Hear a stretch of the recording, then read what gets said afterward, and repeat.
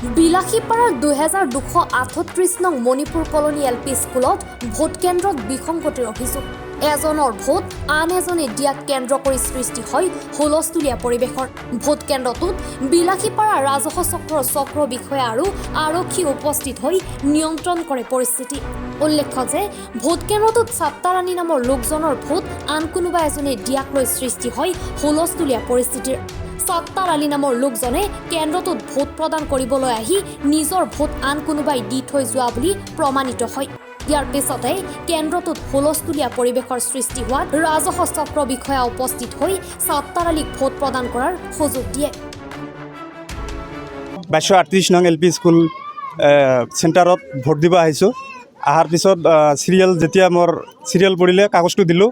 দিয়াৰ পিছত ক'লে তোমাৰ ভোটটো হৈ গ'ল। তাৰপিছত মই ক'লোঁ মোৰ ভোটটো কেনেকৈ হৈ গ'ল।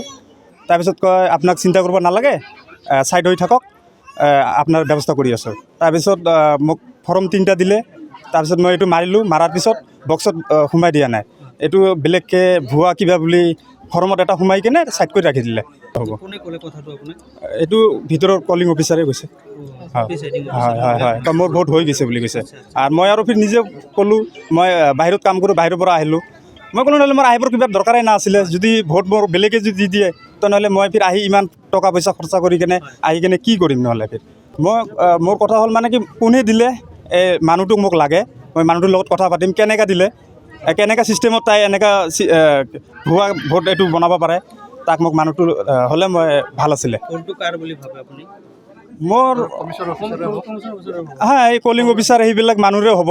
আমাৰ ভিতৰত যিবিলাক মানুহ আছে সিহঁতি কিবা খেলি মেলি কৰি আছে।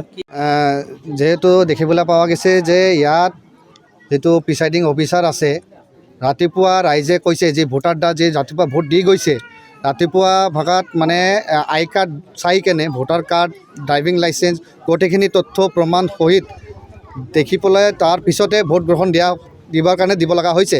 কিন্তু ইতিমধ্যে আমি গম পালোঁ যে এজনৰ লগত হৈছে যে তেওঁৰ ফালৰ পৰা কোনো ধৰণৰ নথি পত্ৰ বিচৰা নাই আৰু তেওঁৰ ভোটটো বোলে আগতে পৰি গৈছে আৰু তেওঁৰ যিটো বেলেট পেপাৰ যিটো দিয়া হৈছিলে এই বেলেট পেপাৰটো তেওঁ এই প্ৰিচাইডিং অফিচাৰে বেলেট বক্সত সোমাবই দিয়া নাই, কিবা খাম্পত এটা সোমাই ৰাখিছে।